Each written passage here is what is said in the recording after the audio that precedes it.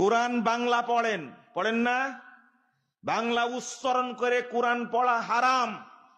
যারা কোরআন ছাপাইছে, কোরআনের অনুবাদের সাথে সাথে উচ্চারণ দিয়েছে, তাদের রুজি হারাম। এই কোরআন পড়া হারাম, এই কোরআন কিনা হারাম, এই কোরআন কিনে হাদিয়া দেওয়া হারাম। যদি আপনার বাড়িতে থাকে আমার কাছে জমা দিবেন, এর ফায়সালা আপনারা করতে পারবেন না।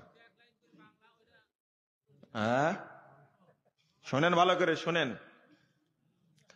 কোরআন যেটা পড়ার এটা পড়বেন, এর মধ্যে অনুবাদ আছে, ব্যাখ্যা আছে। এটা হলো কোরআন। এটা কি? আল কোরআনুল কারীম। যদি এর মধ্যে অনুবাদ থাকে, এটা কি কোরআন থাকলো? এটা হলো বঙ্গ অনুবাদ কোরআন, তাই না? বঙ্গ অনুবাদ কোরআন হলো না? কোরআন বলতে পারবেন না এটাকে। তাফসির আছে এর মধ্যে, বলতে পারবেন কোরআন। এটা কি বলবেন? তাফসিরুল কোরআন। এটা কোরআন না। আরে অনুবাদ কোরআন অপবিত্র অবস্থায় পড়া যায়, তাফসির অপবিত্র অবস্থায় পড়া যায়, কিন্তু কোরআন অপবিত্র অবস্থায় পড়া যায় না। অতএব এক। দুই নম্বর কথা হলো, যেখানে উচ্চারণ করা আছে কোরআন, এই উচ্চারণ করে কোরআন তেলাওয়াত করা হারাম, হারাম, হারাম, হারাম। মনে রাখ ভালো করে, উচ্চারণ করে কেউ কোরআন পড়বেন না। কোরআন শিক্ষা করে আরবি ভাষাতেই পড়তে হবে। এই কোরআন বাংলা ভাষায় উচ্চারণ করা যাবে না, ইংরেজি ভাষায় চলবে না, ফ্রেঞ্চ ভাষায় চলবে না, চীনা ভাষায় চলবে না। তবে অনুবাদ পড়ার সময় আপনি আলাদা কোরআন যেখানে অনুবাদ আছে সেইটা পড়ার সময় আপনি অনুবাদটা পড়বেন বুঝে বুঝে। তেলাওয়াতের সময় এরকম ফ্রেশ কোরআন পড়া লাগবে। বুঝেছেন কথা? আল্লাহর নবী বলেছেন, মান করা হারফাম মিন কিতাবিল্লাহ, যে আল্লাহর কিতাব থেকে পড়বে। অনুবাদ যেটা আল্লাহর কোরআন না, এটা আল্লাহর কিতাব না। তাফসির যেটা, এটা আল্লাহর কিতাব না। বুঝেন না মনে হয়? আরো পরে বুঝবেন, আরো সময় লাগবে, বুঝতে পারছি। আমার কথা ফেনা ফেনা লাগে যে, বুঝবেন পরে। আর একটা হাদিস উত্তর দেন এবার। 6502 নম্বর হাদিস, সহিহ বুখারী। বেশি বলা হয়ে গেল। আল্লাহ রাসূল বলছেন, এদিকে তাকান, আল্লাহ তাআলা বলছেন, ইদা আহবাবতুহু, আমি যখন কোন বান্দাকে ভালোবাসি, আমি যখন কোন বান্দাকে ভালোবাসি, ফাইদা কুনতু বাসারাহু ইউবসিরু বিহি ওয়া সামাআহু ইয়াসমাউ বিহি ওয়া ইয়াদাহু ইয়াবতিশু বিহি ওয়া রিজলাহু ইয়ামশি বিহি। খুব ভালো করে শুনেন তো, আশা করি বুঝতে পারবেন।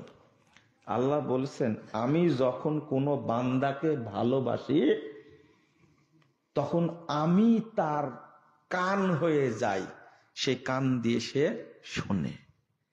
তাহলে আল্লাহর মানে মুমিন বান্দার কানটা কার কান? আল্লাহর কান। সুবহানাল্লাহ। আমি যখন বান্দাকে ভালোবেসে ফেলি তখন আমি বান্দার চোখ হয়ে যাই। কি হয়ে যায়? তাহলে মুমিন বান্দার চোখটা কার চোখ? আল্লাহর চোখ। আমি যখন বান্দাকে ভালোবাসি তখন আমি বান্দার হাত হয়ে যাই। তাহলে মুমিন বান্দার হাতটা কার হাত? তাহলে মানুষের মধ্যে আর আল্লাহর মধ্যে কোনো আকৃতিগত পার্থক্য নাই। হলো না? আরে বুখারীর হাদিস বলছে, হলো না? তাও হাদিসে কুদসি কি? এই হাদিসের অর্থ কে বলতে পারবে? ও মূর্খ দাজ্জাল, তোমার খবর আছে। তুমি এই হাদিস দিয়ে প্রমাণ করেছো যে আল্লাহর মাঝে আর মানুষের মাঝে কোনো পার্থক্য নাই। হাদিসও তো তাই বলছে। কি প্রফেসর সাহেব, ঠিক আছে? উত্তরটা আপনি দিবেন আজকে। আপনারা কে উত্তর দেবেন এটা? এক উস্তাদ। শোনেন শোনেন, আমি বলে একটা কথা, যারা মানহাজ বুঝে না, দয়া করে একটা কথা শুনে রাখেন আজকে। যত কথা সব যদি ভুলে যান, এটা মনে রাখবেন, যারা মানহাজ বুঝে না, আকীদা বুঝে না, উসুল বুঝেন না, তাদের বক্তব্য শোনা যাবে না আহলে হাদিস হলেও। তাদের লেখনী পড়া যাবে না আহলে হাদিস হলেও। তাদের দার্স শোনা যাবে না আহলে হাদিস হলেও। বুঝলেন কি কথাটা? বুঝবেন না, আমার এই কথা বুঝবেন না।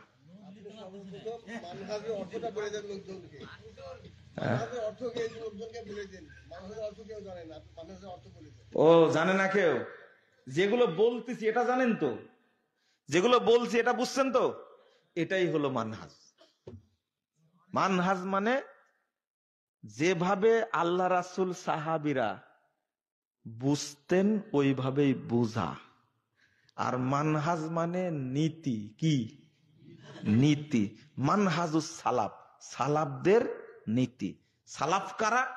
আল্লাহ রাসূলের যুগের, সাহাবীদের যুগের, তাবিদের যুগের যারা ইমানদার মানুষ তারা হলেন কি সালাফ।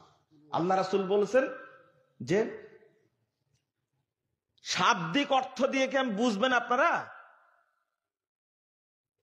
ফালাইকুম বিসুন্নতি ওয়া সুন্নাতিল খুলাফায়ে রাশিদিনাল মাহদিন মা আনা আলাইহি ওয়া আসহাবি।